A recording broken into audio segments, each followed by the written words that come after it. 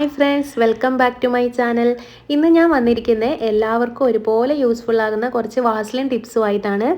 നമ്മളെല്ലാവരും കാല് വിണ്ട് കീറുന്നതിനും വളം കടിക്കും ചുണ്ട് പൊട്ടുന്നതിനും മാത്രം ഉപയോഗിക്കുന്ന ഒന്നാണ് വാസ്ലിൻ അല്ലെങ്കിൽ പെട്രോളിയം ജെല്ലി. ഞാനിന്ന് പറയാൻ പോകുന്നത് വാസ്ലിൻ്റെ മറ്റ് ചില ഉപയോഗങ്ങൾ കൂടിയാണ്. അതിന് മുന്നേ എൻ്റെ ചാനൽ ആദ്യമായിട്ട് കാണുന്നവരാണെങ്കിൽ എൻ്റെ ചാനൽ ഒന്ന് സബ്സ്ക്രൈബ് ചെയ്യുക. എൻ്റെ ചാനലിലെ മറ്റ് വീഡിയോസൊക്കെ നിങ്ങൾക്ക് ഇഷ്ടപ്പെട്ടാൽ ഒന്ന് ലൈക്ക് ചെയ്ത് കമൻറ്റ് ചെയ്ത് നിങ്ങളുടെ ഫ്രണ്ട്സിനും ഫാമിലിക്കൊക്കെ ഒന്ന് ഷെയർ ചെയ്ത് കൊടുക്കുക. നമ്മൾ പലരും അനുഭവിക്കുന്ന ഒരു പ്രശ്നമാണ് കാലിലെ വിണ്ട് കീറൽ. ഇത് പെട്ടെന്ന് മാറ്റിയെടുക്കാൻ വേണ്ടിയിട്ട് നമ്മളൊരു സ്പൂൺ വാസ്ലിനും അതിൻ്റെ കൂടെ ഒരു സ്പൂൺ വെളിച്ചെണ്ണയും കൂടി നന്നായിട്ട് മിക്സ് ചെയ്തതിന് ശേഷം രാത്രി കിടക്കുന്നതിന് മുന്നേ കാലൊക്കെ വൃത്തിയായി കഴുകി തുടച്ചതിന് ശേഷം കാലിൽ നന്നായിട്ട് തേച്ച് പിടിപ്പിച്ചിട്ട് ഒരു ഷോക്സ് ഇട്ട് കിടന്നാൽ മാത്രം മതി. 3 ദിവസം കൊണ്ട് തന്നെ നമ്മുടെ കാലിലെ വിണ്ടുകീറലിൽ നല്ലൊരു മാറ്റം ഉണ്ടാവും കേട്ടോ. നിങ്ങൾ എന്തായാലും ട്രൈ ചെയ്ത് നോക്കുക. ഇനി അടുത്തതായിട്ട് പറയാൻ പോകുന്നത് നമ്മൾ എല്ലാവരും ഉപയോഗിക്കുന്ന ഹാൻഡ് ബാഗ് അല്ലെങ്കിൽ പേഴ്സൊക്കെ ചില സമയത്ത് സിപ്പ് തുറക്കണ സമയത്ത് നല്ലൊരു ടൈറ്റ് ഫീൽ ചെയ്യാറുണ്ട്. അപ്പോൾ നമ്മൾ എത്ര വലിച്ചിട്ടും സ്മൂത്തായിട്ട് സിപ്പ് തുറക്കാനും അടയ്ക്കാനും പറ്റാറുണ്ടാവില്ല. ഇങ്ങനെ സംഭവിക്കാതിരിക്കാൻ വേണ്ടിയിട്ട് കുറച്ച് വാസലിൻ എടുത്തിട്ട് സിപ്പിൻ്റെ നടുവിലൂടെ ഇതുപോലെ തേച്ച് കൊടുക്കാം. സെൻറ്റർ ഭാഗത്ത് മാത്രം ഇങ്ങനെ തേച്ച് കൊടുത്താൽ മതിയാവും. ഇനി സിബ് താഴോട്ടും മേലോട്ടും വലിച്ചു നോക്കിയാൽ കാണാം നല്ല ഈസി ആയിട്ട് സിബ് ഓപ്പൺ ആക്കാനും ക്ലോസ് ആക്കാനും പറ്റുന്നത് കേട്ടോ. ഇതുപോലെ തന്നെ നമ്മൾ നേരിടുന്ന മറ്റൊരു പ്രശ്നമാണ് ജീൻസ് പാൻറ്റിൻ്റെ സിബ്. മിക്ക ജീൻസ് പാൻറ്റിൻ്റെ സിബിന് കുറച്ച് ടൈറ്റ് ഉണ്ടായിരിക്കും. നമ്മൾ ശക്തിയായിട്ട് വലിക്കുമ്പോൾ അത് പൊട്ടിപ്പോവുകയും ചെയ്യും.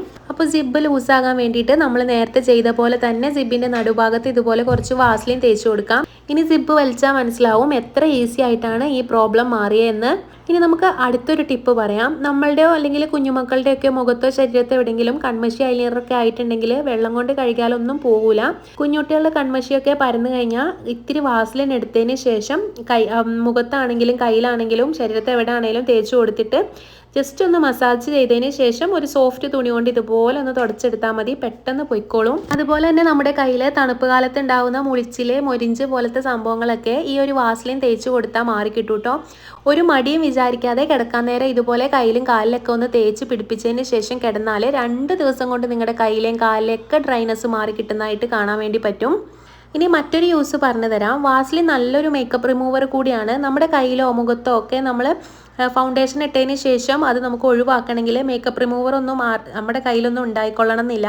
അപ്പോൾ അങ്ങനെ ഇല്ലെങ്കിൽ ഇതുപോലെ വാസ്ലിൻ തേച്ചിട്ട് മുഖമോ അല്ലെങ്കിൽ കൈയൊക്കെ ഒന്ന് തുടച്ചാൽ മാത്രം മതി. പെട്ടെന്ന് തന്നെ നമുക്ക് മേക്കപ്പ് റിമൂവ് ചെയ്യാൻ വേണ്ടി പറ്റും കേട്ടോ.